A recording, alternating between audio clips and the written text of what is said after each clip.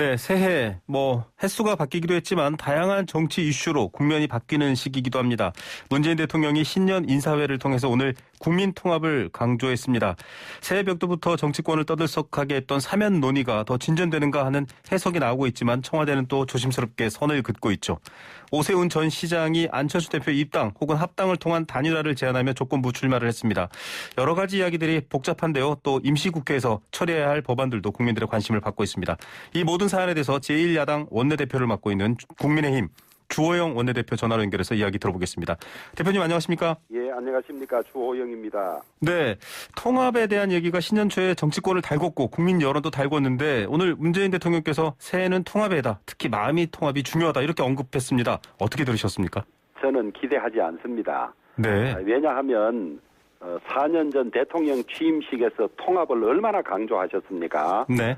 취임식이라는 것이 그 5년간 대통령직을 시작하면서 어떻게 하겠다는 약속인데 네. 국민 통합이 전혀 지켜지지 않았습니다. 네. 오히려 분열의 정치, 진영의 정치를 해왔는데요. 네. 이제 임기 1년을 남겨놓고 통합이다 이러니까 진정성이 전혀 느껴지지 않고 네. 지금이라도 제대로 된 통합의 정치를 하면 그만한 다행이 없겠습니다마는 네. 이미 취임사에서 한번 속았기 때문에 네. 별로 기대를 하지 않습니다. 네, 기대하지 않는다 이렇게 예. 정리해 주셨네요.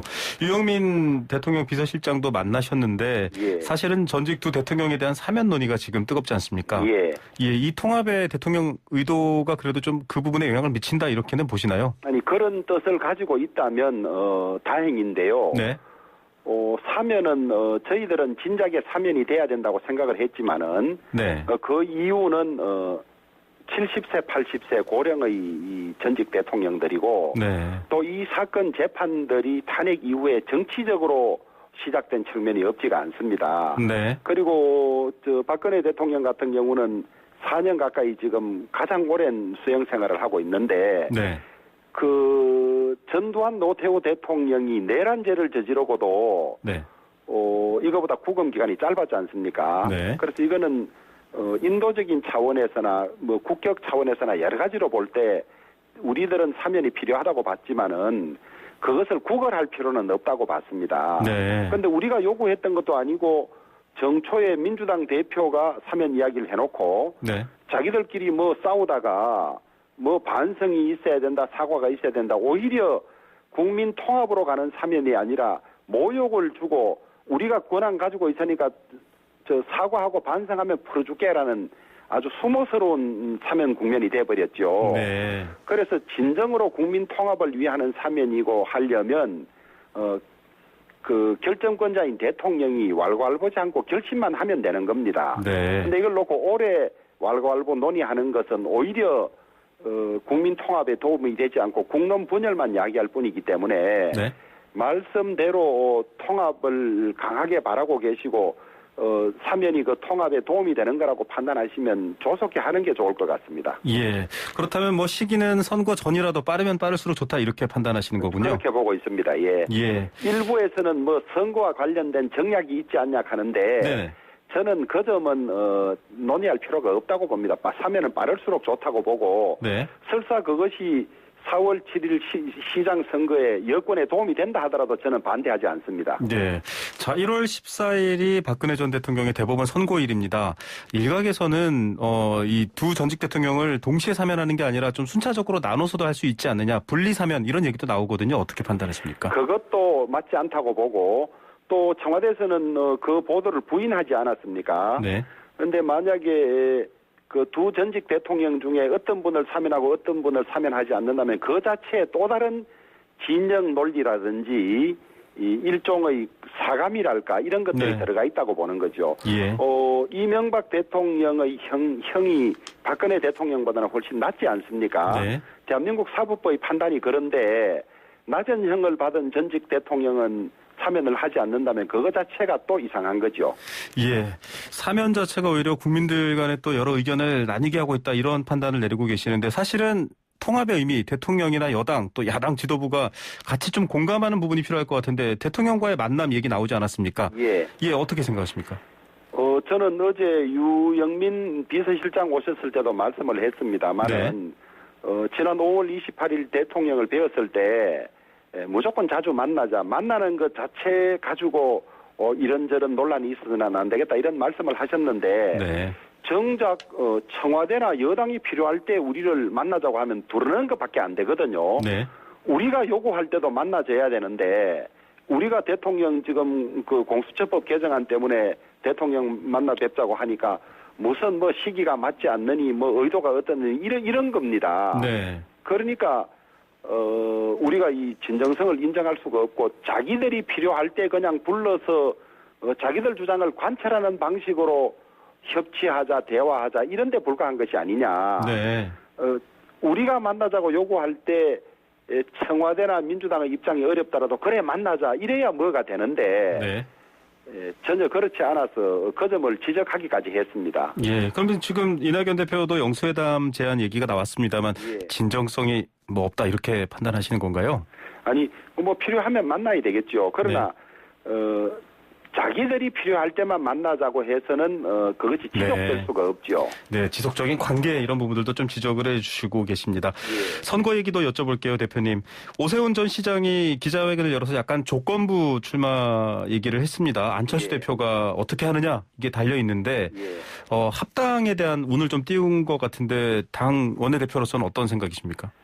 이제 안철수 대표의 국민의 당과 네, 우리 국민의 힘이 어떤 관계를 설정할 것이냐는 네, 의원들마다 생각이 조금 다를 수가 있습니다. 네, 가장 강한 주장은 우리 오세훈 전 시장이나 그다음에 정진석 공관위원장처럼 네, 당대 당이 바로 합당하는 것이 맞다. 네, 이런 주장에서부터 지금 또 안철수 대표처럼 바로 합당하는 것이 선거 승리에 별로 도움이 되지 않고 시너지 효과가 없다. 네, 뭐 이런 것까지 이제 여러 청이 있습니다. 네네. 있는데 어느 상황이 되면 이것이 정리돼서 저는 어떤 방식으로든지 단일화는 반드시 될 것이다. 네, 그렇게 보고 가장 심플하고 이 편한 방법이 당대당 합당하고 한 번에 경선하는 것이고 네, 또 그렇지 않다면 각자가 시장 후보를 뽑은 다음에 네. 그 다음에 단일화하는 방법은 여러 가지가 있겠습니다만은 네. 논의를 통해서 어느 한쪽으로 정리될 거라고 보고 있습니다. 예, 사실 단일화는 안철수 대표 쪽이나 지금 국민의힘 쪽이나 모두 다 동일하게 말씀하고 있습니다만 방법에서는 좀 차이가 있는데 안철수 대표는 오늘 한 언론과 인터뷰에서 단일화하다가 기존 지지자 흩어지면 그건 소용이 없다. 이렇게 얘기를 했습니다. 다시 말해서 국민의힘이라는 울타리 안에 들어오기를 좀 망설이고 있다. 이렇게 판단되거든요. 예. 저도 안철수 대표의 뜻은 그렇게 읽고 있는데요. 안철수 대표가 우리 국민의 힘에 들어오면 안철수 대표를 지지하던 사람 중에 따라오지 않는 사람이 있다. 이런 이야기 아니겠습니까? 네. 그런데 안철수 대표가 설사 야권 단일 후보가 된다 하더라도 기호 2번을 받지 않고 국민의힘 밖에 있으면 국민의힘 지지자나 열성당원 중에 이 안철수 대표를 지지하지 않을 확률도 꽤 있습니다. 네. 그렇기 때문에 너무 그쪽 생각만 옳은 것이 아니고 네. 이것은 과학적 데이터라든지 이런 걸로 어느 쪽이 시너지 효과가 더 날지를 정확하게 판단하고 난 뒤에 결정하는 것이 맞다고 봅니다. 예. 자, 1 더하기 1이 2가 될 수 있는 방안을 찾아야 된다. 이런 말씀이신데 예. 지금 당내에서 사실은 많은 분들이 뭐 야권은 좀 흥행이 되고 있습니다. 속된 말로. 그래서 이 보궐선거를 놓고 관심이 높아지고 있는데 오히려 이러다 보면 네거티브 경쟁이 있을 수도 있고 전체적으로 좀 제살 깎아먹게 될 수도 있지 않냐 우려 있거든요. 어떻게 보십니까? 저희들 이제 공천관리위원회 산하에 검증위원회를 만들어서 네. 네거티브에 대해서 검증도 저들이 위원회에서 할 뿐만 아니라 과도한 네거티브에 대해서는 제재도 하는 그런 식으로 운영할 것이기 때문에 네. 제살 깎아먹기식은 되지 않을 거라고 저는 봅니다. 네. 알겠습니다. 지금 뭐 국민의힘 내부에서도 다양한 후보들이 있기 때문에 좀 여유롭다 이런 느낌도 있는데 김태호 의원이 국민의힘에 복당했습니다. 지금 부산도 재보궐선거 관심이 높기 때문에 뭐 역할론 얘기가 나오고 있나요? 아직까지 이제 오늘 복당이 결정됐는데 일정한 정도 역할을 하지 않겠습니까? 경남도지사를 지낸 분이기 때문에. 네. 그런데 이제 우리 당은 복당 신청서를 낸 지 몇 달이 지났기 때문에 네. 복당 신청서를 내면 일정 기간 이상을 결정하지 않으면 자동 복당이 되는 그런 조항도 있고 하기 때문에 네네. 그래서 오늘 복당 결정을 했고 그렇지 않아도 숫자가 많이 의원 숫자가 부족한데 네. 우리하고 뜻을 같이 하는 동지라면 무조건 같이 하자 그래서 복당 결정이 된 겁니다. 네. 된 거고 김태호 의원의 복당이 부산시장 선거라든지 이런 데도 저는 도움이 되고 큰 역할을 할 것이라고 기대합니다. 예. 뭐 복당 얘기하면은 이분이 계속 거론될 수밖에 없습니다. 홍준표 의원 어떻게 판단하십니까? 제가 좀 조심스럽습니다. 제가 그 점에 관해서 언급할 때마다 뭐 자꾸 여러 가지 이야기들이 있어서 그런데 김종인 비대위원장께서 오늘 말씀하신 걸로 대신하도록 하겠습니다. 네. 알겠습니다. 지금 뭐 좀 조심스러운 입장이기도 하고요. 선거 관련해서 홍준표 의원 쪽에서도 좀 다양한 얘기들을 내놓고 있기 때문에 아직은 그렇습니다. 여쭤볼 게 좀 많아서 좀 주제를 돌려보겠습니다. 임시국회 마지막 본회의가 예정돼 있는데요. 중대재해법 관련해서 사실은 정의당을 비롯해서 다양한 관심사들이 많았습니다. 국민의힘은 어떤 판단, 어떤 입장이십니까? 이제 이 법안이 5개가 나와 있었어요. 네. 그런데 민주당이 낸 법안도 3개나 되고 이런데 지금 밖에서는 정부안 혹은 단일안으로 알려지고 있습니다만은 네. 이게 정부안도 아니고 단일안도 아닌 조문마다 각 정부 부처의 의견만 모은 안이 하나 있는 것이거든요. 네. 이제 그것을 놓고 법안 소위원회에서 이 조문 심사에 들어갔는데 저희들 국민의힘의 원칙은 OECD 국가 중에서 최고의 산재 사고라는 부끄러운 기록을 가지고 있는 것은 줄여야 한다. 네. 그래서 줄이는 쪽으로 최대한 도움이 되는 입법을 하되 그러나 이것이 처벌법이기 때문에 네. 형사사법 체계를 벗어나서는 안 되겠다. 그런 2가지 원칙을 가지고 심사에 임했습니다. 네네. 임했고 전적으로 우리 법안심사 소위원들이 법조 경력이 30년 이상 되는 사람이 3명이 들어가서 네네. 아마 최대한 법 체계에 맞으면서도 실효성을 거둘 수 있는 그런 법안들을 만들려고 노력을 해서 오늘 오전에 일단 법안심사 소위원회에서는 합의가 된 상황입니다. 네. 그런데 이제 그 정의당에서 네. 5인 미만 사업장을 제외한 점에 대해서 강력하게 비판을 하고 있는 그런 상황인데요. 네네. 5인 미만이라면 영세 사업장 아니겠습니까? 그렇죠. 그런데 여기에 이제 그 과도한 의무를 요구하면 사실상은 이 업을 접으라는 말과 같은 이런 상황과 네. 현실 등을 감안해서 네. 일단은 점차적으로 하자는 취지로 아마 이렇게 한 것 같습니다. 예. 그래서 저희들은 합의됐기 때문에 이 정도로 통과하면 되지 않을까 보고 있습니다. 주로 5인 미만 사업장에서 좀 중대재해가 많이 일어나기 때문에 또 그런 갈등이 있는 것 같은데 조금 더 대화해서 합의점 찾을 수 있을까요? 어떻게 보십니까? 아니 이제 민주당과 우리 국민의힘은 합의가 됐고요. 네네. 정의당이 네. 자신들 요구에 못 미친다고 지금 반발하고 있는 그런 상황인데 네. 이것이 다시 돌아가서 5인 미만에도 적용하도록 바꿀 네네. 확률은 저는 낮다고 보고 있습니다. 네, 알겠습니다. 자, 그리고 내일 국회에서 코로나19 재확산에 따른 민생 방역 관련 대정부 긴급 현안 질의 예정돼 있더라고요. 예. 가장 지금 뭘 주안점을 둬서 여쭤볼 생각이신가요? 우선 이제 방역 실패와 백신 확보 실패 이 2가지로 크게 나누어지는데요. 네네. 방역 실패는 뭐 여러 가지 지적을 많이 할 수 있겠습니다만은 병상 확보 부족이라든지, 네. 그다음에 동부구치소나 요양병원의 집단 감염처럼 무능하거나 잘못된 방역 이것을 중점적으로 지적할 것이고요. 네. 코로나의 종결자는 백신입니다. 네. 근데 양질의 백신은 전혀 확보하지 못한 채 네. 지금 제대로 성인도 나지 않은 아스트라제네카 일부만 확보해 놓은 채로 네. 있거든요. 백신 도입이 한 분기 석 달 연기되면 네. GDP가 53조에서 최대 230조까지 감소한다는 전망이 경제연구소에서 나와 있습니다.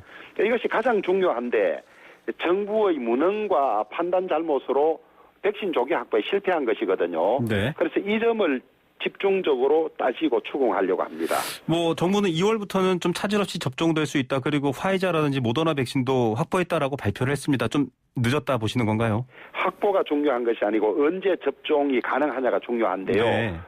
지금 많은 나라에서 이미 지난해 12월부터 접종을 시작하지 않았습니까? 네네. 1조라는 돈이 얼마나 엄청나게 많은 돈입니까? 네. 석 달 접종이 늦어지면 최대로는 230조까지 이 감소가 된다고 하니까 네. 이 한 달 늦게 확보한 거에 대해서는 엄청난 손해가 따르는 거죠. 네. 그러니까 이걸 이제 야당이 추궁하고 언론이 지적을 하니까 아니 백신이 위험할 수 있으니까 다른 나라에서 쓰는 거 보고 안전하게 한다 이렇게 이야기했지 않습니까? 네네. 그러다가 이제 아스트라제네카라고 미국 네, 영국산 FDA에서는 승인이 되지 않고 EMA인가 유럽 네. 기구에서도 승인되지 않은 채 영국이 긴급 승인한 걸 가져와서 또 우리도 긴급 승인해서 하겠다고 하고 있거든요. 네네.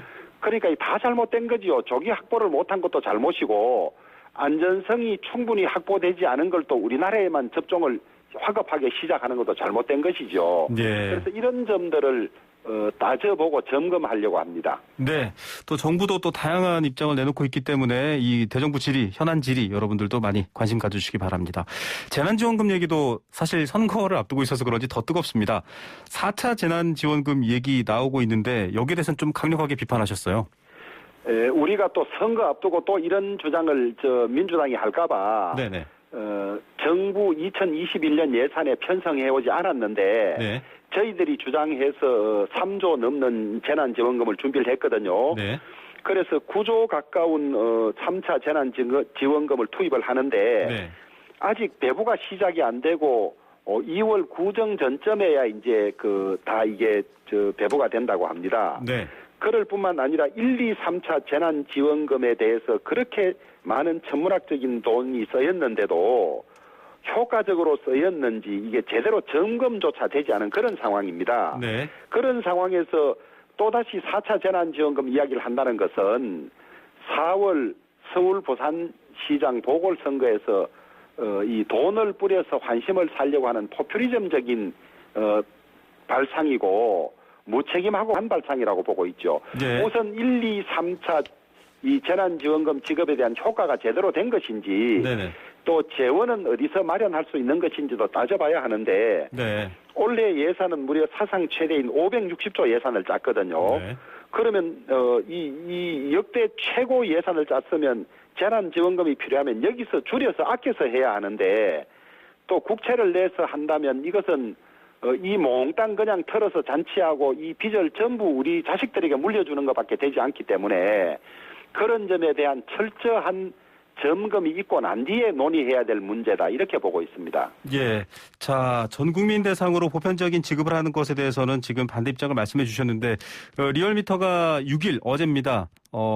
이 4차 재난지원금 국민 지급 공감도 조사했더니 한 68% 정도가 공감한다. 전 국민에게 주는 게 맞다. 이렇게 또 판단한다고 합니다. 전 국민 지급 자체에 대해서는 뭐 시기라든지 여당의 입장이 아니라 자체에 대해서는 어떤 판단이십니까? 저는 그 조사는 아주 잘못된 조사라고 보지요. 네. 전 국민에게 주는 게 좋습니까? 일부에게만 주는 것이 좋습니까? 하면 네. 응하는 많은 사람들이 전 국민에게 준다고 응답해야 나에게도 돈이 오는데 네. 그것은 의미 있는 조사가 아니라고 봅니다. 네. 알겠습니다. 자, 박범계 법무부 장관 후보자에 대한 인사청문회 그리고 김진욱 공수처장 후보자에 대한 인사청문회도 이어지고 있습니다. 뭐 굉장히 시기작부터 많은 반대를 하셨기 때문에 어떻게 주력하고 어떤 얘기를 주로 하실지 궁금한데요. 우선 법무부 장관은 대한민국의 법무부 장관인데요. 네. 공정성과 중립성이 상징적으로 가장 필요한 자리인데 네. 문재인 대통령께서는 이런 자리에 어떻게 여당의 당적을 가진 현역 의원을 법무부 장관으로 보내는지 모르겠습니다. 네. 대한민국 법무부를 민주당의 법무부로 만들고 있는 거예요, 우선. 네. 그 점에서 인사 개념 자체가 우선 잘못됐다. 네. 추미애, 박범계 이런 여당 당적을 가지고 있거나 현역 의원을 법무부 장관에 보내서는 안 된다고 보는 것이고요. 네. 그다음에 시간이 없어서 일일이 다 이야기할 수도 없습니다만은 네. 이 박범계 후보자는 우선 형사 피고인이에요. 네. 자기가 지휘를 하는 검사가 이 박범계 후보자가 장관이 되면 죄가 있습니다라고 추궁해야 되는 말하자면 이해 충돌 상황이 오는 이런 것뿐만 아니라 네. 재산 등록 문제라든지 그다음에 재산을 처분한 관계라든지 뭐 여러 가지가 네. 네. 부적합한 것 같아요. 네. 그래서 이 정권 들어와서 했던 안경환, 조국, 추미애, 박범계 모두 말하자면 데스노트에 올라갈 사람만 법무부 장관으로 뽑아서 천거하는 것 같습니다. 네. 데스노트에 올라갈 사람만 뽑았다. 이렇게 말씀까지 해주셨습니다. 김진욱 공수처장은 어떻게 생각하세요? 저희들은 사람을 정확하게 모르는데요. 공수처장은 우선 독립성과 중립성에 대한 확고한 의지가 있느냐. 네네. 그다음에 살아있는 권력을 끝까지 수사할 수 있는 의지와 강단이 있느냐. 이것이 제일 중요합니다. 네. 그런데 이 사람을 민주당이나 지금 법무부 장관이나 이런 사람들이 공수처장으로 하자고 뽑은 겁니다. 네. 그건 이런 독립성을 확실하게 가지고 있고 산 권력을 끝까지 수사할 수 있는 의지와 강단이 있다면 지금 추미애 법무부 장관이 이 사람을 공수처장으로 하자고 찬성했겠습니까? 네. 민주당이 찬성했겠습니까? 그런 점에서 이런 것이 담보되지 않은 공수처장 후보자다. 뿐만 아니라 위장 전입 의혹과 미공개 정보를 이용한 주식 매입 의혹이 있어서 네네. 이 점들에 대해서 청문회 과정에서 철저히 점검하도록 하겠습니다. 예, 끝으로 대표님 지금 제1야당의 원내대표신데 통합에 대한 동상이몽이 많은 것 같습니다. 주호영 대표께서 말씀하시는 통합 좀 짧게 정리해 주시죠. 대통령의 통은 국민 통합의 뜻을 가지고 있다고 합니다. 네. 그리고 정치학 교과서에 보면 정치의 목표는 국민 통합이라고 되어 있습니다. 네. 그런데 이 정권은 적폐청산이래 그러면서 상대방에 대해서는 토벌 수준에 가까운 수사와 핍박을 하고 자기 편에 대해서는 중대한 위법 행위에 대해서도 전부 수사를 방해하고 수사하는 검사들을 인사로 쫓아보내고 이러고 있거든요. 네. 이런 마당에 국민 통합을 이야기하는 것은 웃음거리가 될 뿐이다. 네. 진정한 국민 통합으로 나오지 않으면 또 다른 말과 행동이 다른 표리부동, 은행 불일치의 대표적인 사례가 될 것이다. 그렇게 보고 있습니다. 네. 통합에 대한 또 여당에 대한 비판해 주셨습니다. 오늘 말씀 감사드립니다. 예, 감사합니다. 네, 주호영 국민의힘 원내대표였습니다.